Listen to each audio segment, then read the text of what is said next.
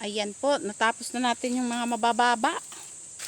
Hindi na po natin abot, kaya gagamit na tayo ng tungtungan. Para tayo ay makakaabot ng mga medyo matataas.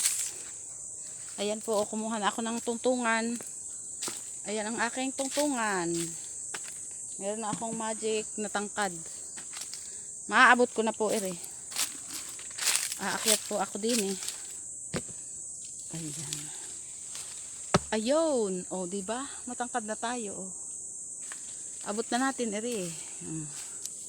Abot na natin ang ating mga pamintang matataas. Magpapanguha ko na po, Ayan. Mataas na ang aking pwesto ngayon. Abot na natin. Di ba? Ayan, Dito ako sa mataas. At ako'y nangunguha. Habang ako'y nagbe-video-video, mataas na ang aking pwesto. Dahan-dahan, baka sumala ang paa, ay biglang bumaba ulit at maglagapak. Ayan po. Kaya ako hindi masyadong naggagagalaw. Baka po ako'y malaglag. Ay malaki po ang salo sa baba. At napakalaki din pong dagasa. Ayan.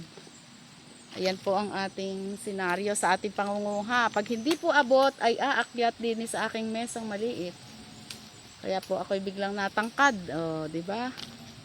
Ayan po, ang ating pangunguha. Ganyan lang po, Diskarte lang para po tayo ay makaabot ng paminta. At huwag magalaw para tayo ay hindi malaglag.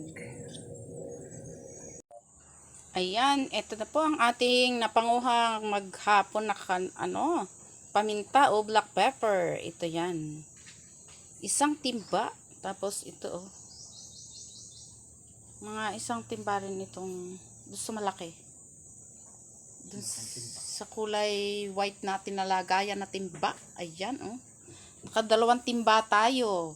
Ayan ang ating napanguhang mga paminta o black pepper.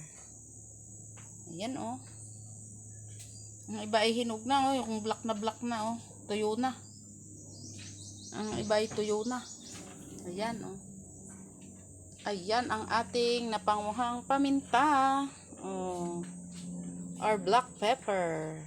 Ayan. Sa hindi pa po nakasubscribe sa aking YouTube channel, pakisubscribe lang po ang Eden Bendo Vlog. Pakiclick lang po ang bell button. Ayan, like and comment. Thank you for watching. Bye-bye.